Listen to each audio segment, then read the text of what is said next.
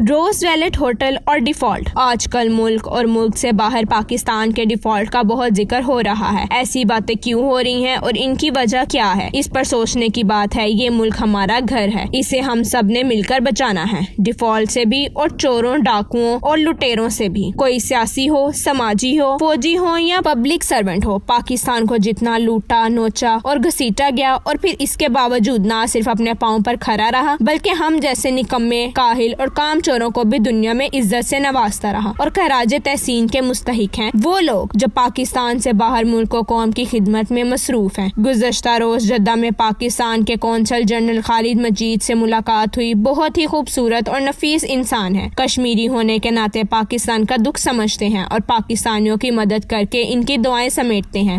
یہی وجہ ہے کہ کچھ عرصہ پہلے وینٹیلیٹر پر رہنے کے باوجود اللہ تعالیٰ نے انہیں دوبارہ زندگی سے نوازا، جنہیں وہ لوگوں کی دعاؤں کا نتیجہ قرار دیتے ہیں۔ ان کا کہنا ہے کہ پاکستان لوگ اتنے محنتی ہیں کہ آج بلا شبہ ہم کہہ سکتے ہیں کہ سعودیہ کی ترقی میں ہمارا بہت بڑا ہاتھ ہے اور یہاں کے ہر پلازے، سر اور میناروں میں پاکستانیوں کا خون اور پسینہ شامل ہے۔ ہم وہ قوم ہے جو ملک سے باہر جا کر دوسروں کی ترقی اور خوشحالی کی ضمانت بن جاتے ہیں، لیکن پاکستان میں رہتے ہوئے ہم کاہل اور سست تو ہوتے ہیں، ساتھ ساتھ نکمے بھی بن جاتے ہیں۔ شاید اس کی وجہ ہمارا طرز حکمرانی اور نظام زندگی ہے۔ ملک کی ایک نکڑ سے دوسرے کونے تک ہر طرف لوٹ مار کا بازار گرم ہے۔ پاکستان سے اربوں روپے لوٹ کر بیرون ممالک منتقل کر دیے گئے اور اب تو نیب قوانین بھی بدل چکے ہیں۔ خیر سے جتنی مرضی کوئی لوٹ مار کر لے کچھ نہیں ہوگا۔ ہاں، چھوٹے چور جیسے جوتی چور، پنکھا چور، نلکا چور، روٹی چور اور سائیکل چور کے لیے بہت سی سزائیں ہیں۔ اگر وہ نامزد موقع پر ہی دھر لیا جائے تو اسی وقت عوامی عدالت لگتی ہے۔ ہر معزز اور قابل فخر شخص ڈنڈے، سوٹے، پیٹرول سے اس چور کو مار مار کر مار دیتے ہیں اور پھر بھی ان کی تسلی نہیں ہوتی۔ اس کے بعد پیٹرول چھڑک کر آگ لگا کر اس چور کا صفا ہستی سے صفایا کر دیا جاتا ہے۔ اس دوران اگر کوئی اربوں روپے لوٹنے والا سیاسی ٹھگ ان کے قریب بڑی سی گاڑی سے اترے تو سبھی سیلفیاں لے کر اپلوڈ کرنا شروع کر دیں گے۔ جس دن اس قوم کو عقل آئے گی تو پھر کیا ذرا اندازہ لگائیں جو قوم ایک چھوٹے چور کا اتنا بڑا حشر کرتی ہے بڑے چوروں کے ساتھ کیا سلوک کرے گی۔ خیر، میں بات کر رہا تھا ڈیفالٹ کی، جس کا آج کل ہر پاکستانی ثواب سمجھ کر دن میں ذکر ہوتا نظر آتا ہے۔ ڈیفالٹ ہے کیا؟ اس کی کتنی قسمیں ہیں اور ہمارا اس لسٹ میں نمبر کون سا ہے؟ ڈیفالٹ ایک قرض پر مطلوبہ سود یا اصل ادائیگی کرنے میں ناکامی کا نام ڈیفالٹ ہے۔ چاہے وہ قرض ہو یا سیکیورٹی ہو، مختلف افراد، کاروبار اور یہاں تک کہ ممالک بھی اپنے قرض کی ذمہ داریوں میں ڈیفالٹ کر سکتے ہیں۔ جب کوئی ملک قرض نہ دھنا ہوتا تو اسے قرض جمع کرنے والی ایجنسی کو بھیجا جاتا ہے، جس کا کام آپ سے بالا معاوضہ فنڈز اکٹھا کرنا ہوتا ہے۔ قرض کا ڈیفالٹ ملک کے کریڈٹ سکور کو کافی حد تک کم کر سکتا ہے اور پھر مستقبل کی اہلیت کو متاثر کر سکتا ہے اور یہاں تک کہ قرض دھندہ آپ کی ذاتی جائیداد پر قبضہ کر سکتا ہے۔ ڈیفالٹ کی مختلف قسمیں ہیں۔ ان میں سے عدم ادائیگی، عدم موجودگی، داغ، غلطی، کمی، عیب، کم لاپرواہی، نظر انداز مملکت، ناکافی خرابی، غفلت، بھول، نظر انداز نگرانی بھی شامل ہیں۔ یہ چھوٹی چھوٹی خامیاں مل کر ایک بڑے خطرے کو دعوت دیتی ہیں، جیسے ڈیفالٹ کہا جاتا ہے۔ اس وقت سری لنکا، سورینام اور زامبیا پہلے ہی ڈیفالٹ میں ہیں۔ بیلاروس خطرے کے دہانے پر ہے اور کم سے کم ایک اور درجن خطرے کے زون میں ہے۔ پاکستان تیسرے نمبر پر کھڑا ہے اور نیرو چین کی بانسری بجانے میں مصروف ہے۔ لوٹ مار کا بازار گرم ہے اور خبر ہے کہ روز ویلٹ ہوٹل کو بھی سستے داموں میں فروخت کیا جا رہا ہے۔ اس بارے میں پہلے بھی خبریں گرم تھی لیکن بک نہ سکا۔ شاید میڈیا میں آنے کے بعد ایسا ہوا۔ اب پھر روز ویلٹ ہوٹل کی فروخت کے حوالے سے اندر خانے باتیں چل پڑی ہیں۔ میں نے آج صرف ڈیفالٹ پر لکھنا تھا، مگر اب بات روز ویلٹ کی چل پڑی ہے تو پاکستانیوں کو علم ہونا چاہیے کہ یہ ہمارا وہ قیمتی اثاثہ ہے جس کا شمار نیو یارک کے قدیم ترین بلڈنگوں میں ہوتا ہے، جو ان لوگوں کے لیے بھی ایک اثاثے کی حیثیت رکھتا ہے۔ یہ بلڈنگ بھی ڈیفالٹ ہونے پر بکنے کے بعد پاکستان کے پاس آئی تھی۔ اب اگر اس کو اونے پونے داموں کسی اپنے فرد کو نوازنے کے لیے فروخت کر دیا گیا تو یہ پاکستان کے ساتھ بڑی زیادتی ہوگی۔ اس ہوٹل کی تفصیل سے پہلے لکھنے سے پہلے اتنا بتا دوں کہ وہاں کا سٹاف اپنے حکمرانوں کے ساتھ مل کر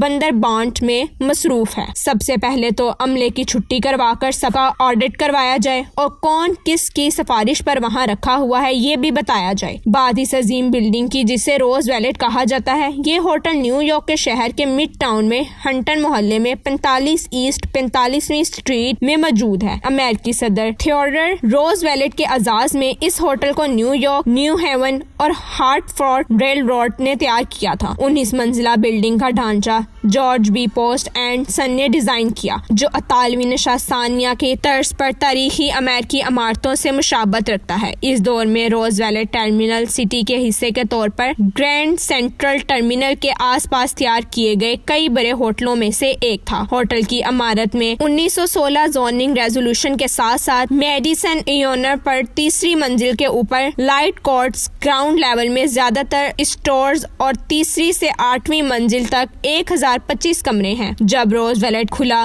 تو اس میں کئی نئی خصوصیات شامل تھیں۔ روز ویلٹ ہوٹل 23 ستمبر 1924 کو کھولا گیا اور اسے اصل میں new York United hotels incorporated چلاتا تھا، جو یونائٹیڈ ہوٹلز کمپنی کا ایک ذیلی ادارہ تھا۔ 1934 میں نیو یارک یونائٹیڈ ہوٹلز کے دیوالیہ ہونے کے بعد روز ویلٹ ہوٹل انکارپوریشن نے ہوٹل پر قبضہ کر لیا۔ ہلٹن ہوٹلز نے 1943 میں روز ویلٹ کا انتظام سنبھال کر بالآخر ہوٹل کے مکمل مالکیت حاصل کر لی اور عدم اعتماد کے مقدمے کے بعد سے اسے 1956 میں ہوٹل کارپوریشن آف امریکہ کو فروخت کر کے نیو یارک سینٹرل کے زیر انتظام چلنے والی ایک ہولڈنگ کمپنی ریئلٹی ہوٹلز نے 1964 میں ہوٹل کو سنبھالا اور پھر پال ولنسٹن نے 1978 میں ہوٹل حاصل کیا اور اگلے سال پاکستان انٹرنیشنل ایئر لائنز کو ہوٹل لیز پر دیا، جس کے بعد PIA اور شہزادہ فیصل بن خالد بن عبدالعزیز ال سعود نے یہ ہوٹل 2000 میں خرید لیا اور پھر PIA نے شہزادہ فیصل کی ملکیت کا حصہ بھی حاصل کر لیا اور اب اس تاریخی ہوٹل کو فروغ کرنے کی باتیں ہو رہی ہیں۔ ہمیں اپنے اثاثوں کو بھی بچانا ہے اور ڈیفالٹ سے بھی نکلنا ہے۔ ضرورت صرف ایماندار قیادت کی ہے جو پاکستان کو پستیوں سے نکال کر بلندیوں کی طرف لے جائے۔